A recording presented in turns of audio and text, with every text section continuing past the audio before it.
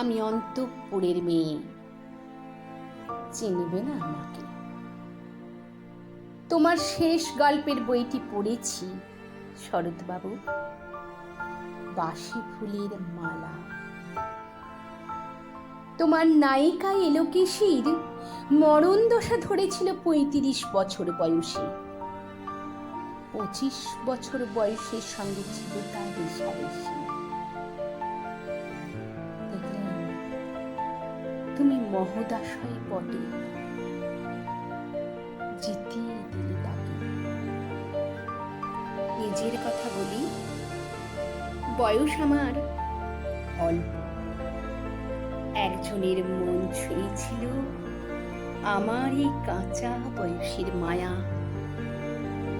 তাই জেনে পুলক লাগতো আমার দেহে।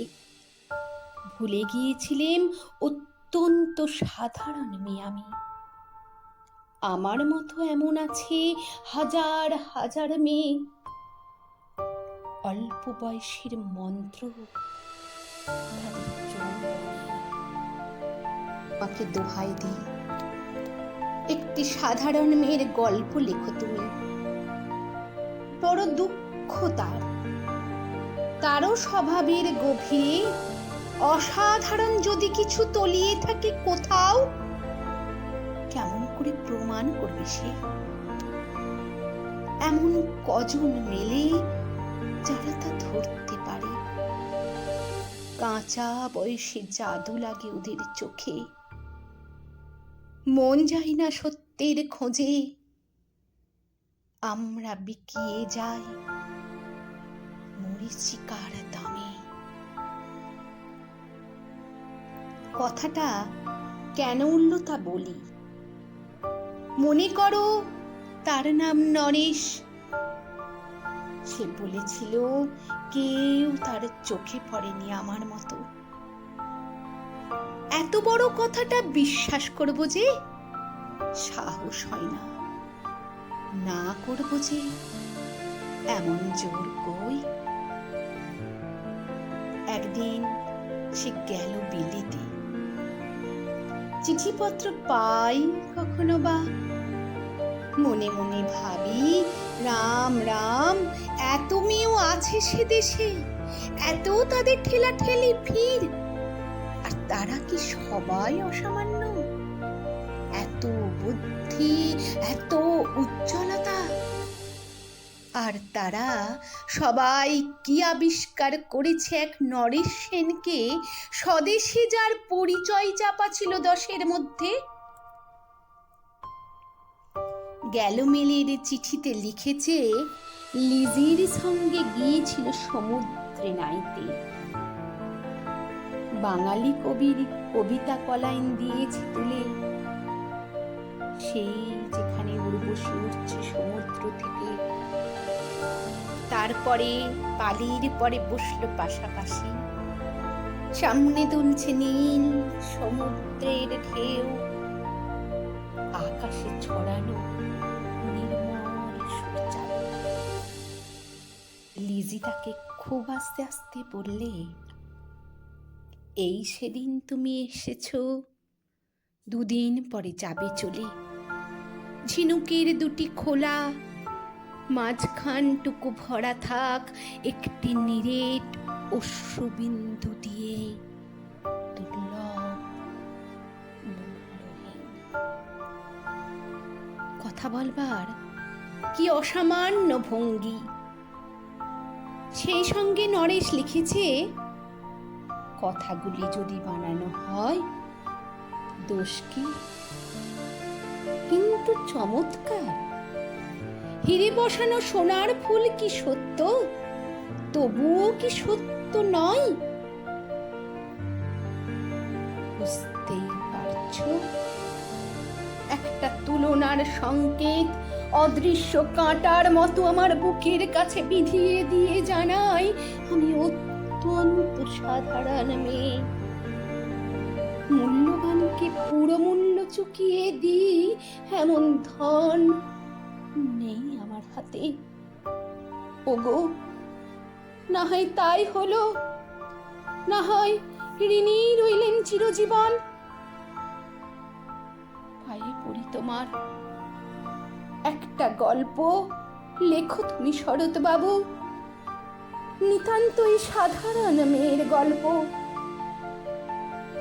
যে দুর্ভাগিনীকে দূরের থেকে পাল্লা দিতে হয় অন্তত 5-7 জন অসামান্যার সঙ্গে, অর্থাৎ সপ্তরথিনীর মার। বুঝে নিয়েছি আমার কপাল ভেঙেছে, হার হয়েছে আমার। কিন্তু তুমি যার কথা লিখবে তাকে জিতিয়ে দিও আমার হয়ে। পড়তে পড়তে বুক যেন উঠে ফুলে, ফুল চন্দন পড়ুক তোমার কলমের মুখে। তাকে নাম দিও মালতী। ওই নামটা আমার, ধরা পড়বার ভয় নেই। এমন অনেক মালতী আছে বাংলাদেশে, তারা সবাই সামান্য মেয়ে। তারা ফরাসি, জার্মান জানে না, কাঁদতে জানে। কি করে জিতিয়ে দেবে? উচ্চ তোমার মন, তোমার লেখনী মহীয়সী। তুমি হয়তো ওকে নিয়ে যাবে ত্যাগের পথে, দুঃখের চরমে, শকুন্তলার মতো। দয়া করো আমাকে, নেমে এসো আমার সমতলে।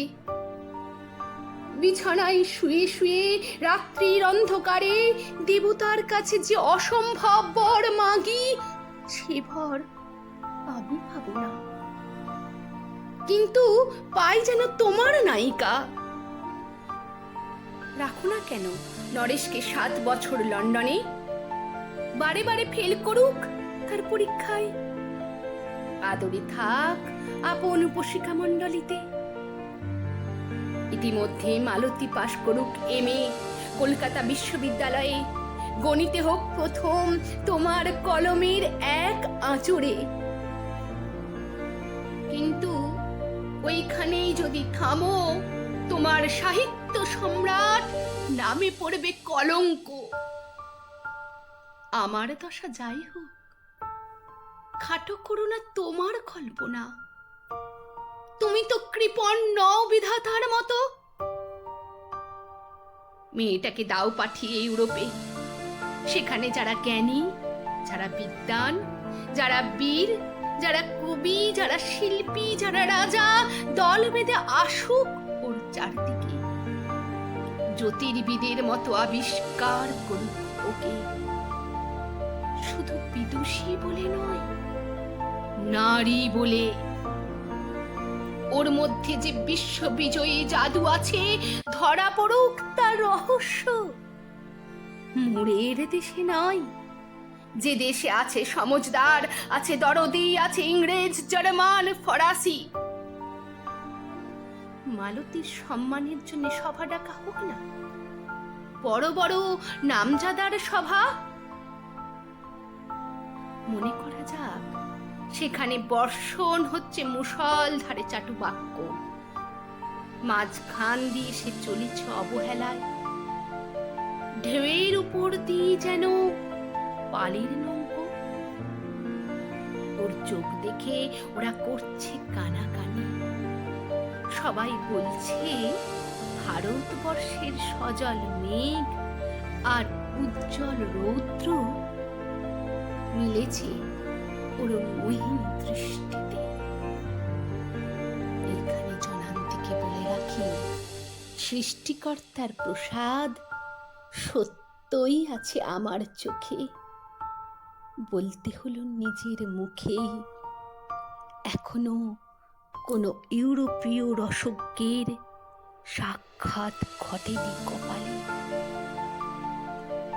নরেশ এসে দাঁড়াক সেই কোণে, আর তার সেই অসামান্য মেয়ের দল। আর তারপরে আমার নোটে সাক্ষী মুড়লো, স্বপ্ন আমার ফুরলো। হায় সামান্য মেয়ে। হায় রে, বিধাতার শক্তির অপব্যয়।